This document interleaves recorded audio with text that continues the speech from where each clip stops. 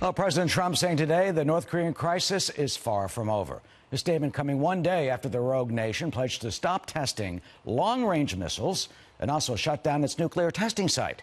This as all eyes are on the potential summit, of course, between the president and Kim Jong Un. Joining us now for more on this is Congressman Mike Gallagher of the great state of Wisconsin. He's a member of the House Armed Services Committee and Homeland Security's Committee. He served in the Marine Corps in Iraq. Congressman, welcome and thank you. Thanks for having me. For your service to this country. So do you think this step for the missiles and shutting down that Yongbyon site, is that enough or is it at least a first step? Well, it's definitely not enough. I'm happy to interpret it as a positive step, but to the extent Kim Jong Un has agreed to anything, it's reversible concessions on his end. And I think serious questions remain as to whether he's serious, right? Is he serious when he talks about denuclearization? And when he talks about denuclearization, is he talking about what we're talking about or what we need to have happen, which is actually dismantlement of the program? So the good news about this being elevated to the presidential level so quickly is that we should be able to ascertain whether he's serious very quickly. And it should be a short conversation, which is to say, hey, we have the C-130s ready to go. Show us where the weapons are, and we will get them out of the country. Do you think that he would actually give up his nuclear program? I mean, I don't think so. He sees that as his defense. That's protecting him from any type of attack. I'm incredibly skeptical, but I also think it makes sense for the president to give him every opportunity to prove my and everyone else's skepticism wrong.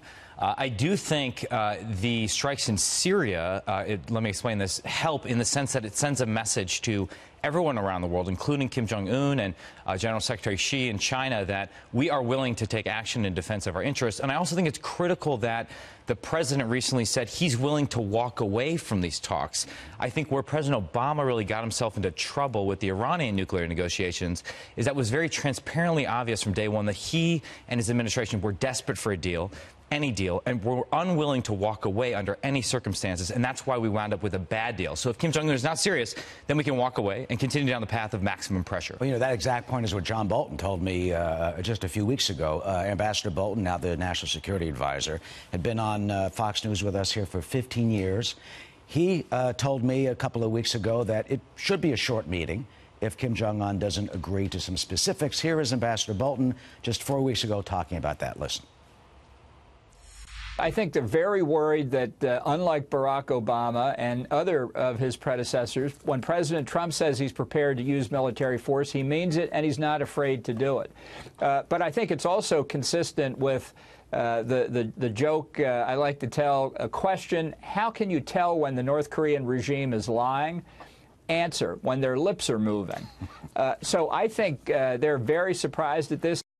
I'm very surprised at this. I mean, it looks like the administration is very realistic and they're playing hardball. And Kim Jong Un is not used to that. Well, I agree. I think Ambassador Bolton's joke has the added benefit of being true. For 25 years now, the North Koreans have been lying. Even when they've agreed to certain things, as they did under the Clinton administration, they agreed to stop advancing on the plutonium track, while at the same time continuing to advance covertly on the uranium track. So we have to be very skeptical. The good news is I know men like John Bolton and Mike Pompeo are clear-eyed about this. They also understand the game that the Chinese are playing here. The Chinese, while they don't want war on the Korean Peninsula, they don't want collapse, and the relationship between Xi and Kim has deteriorated, they would be perfectly happy for us to negotiate away our military presence on the Korean Peninsula, which would really damage our entire presence in the Asia-Pacific. Yeah, it seems that Kim is accepting the 28,000 troops now. I mean, that has always been a request or a demand by them that we withdraw from South Korea. Well, I would be very skeptical of that. I actually think what's happening here is what Kim is saying is being filtered through the South Korean government, and the current South Korean government under President Moon is very desperate for a deal. They believe in this. So I think we're getting a distorted version of what he's actually saying. Right. That would be a sea change for the Kim regime. Yeah, and finally, quickly, if the meeting ends with the president walking out, does that necessarily mean it's a failure? Not at all. Listen, I think we're just beginning to scratch the surface on the maximum pressure campaign in terms of the economic pressure we can put on them and on the Chinese. There's certainly more creative things we can be doing to undermine the North Korean regime, whether it's shaming them for their abysmal record on human rights, increasing rewards for defectors. But it's also a reminder that we need to continue the military rebuild that we have just started in Congress. This is going to be a multi-year effort to give diplomacy the best chance to succeed. It needs to be backed by the credible threat of military force. And we've done so much damage to our own military in recent years. We got to dig ourselves out of that hole. You know know that firsthand, having served in the battlefield in Iraq for this country. Congressman, thank you for your service in Iraq, in the Marine Corps, and thank you for your service in Congress now. Thanks for having me. Good to have you.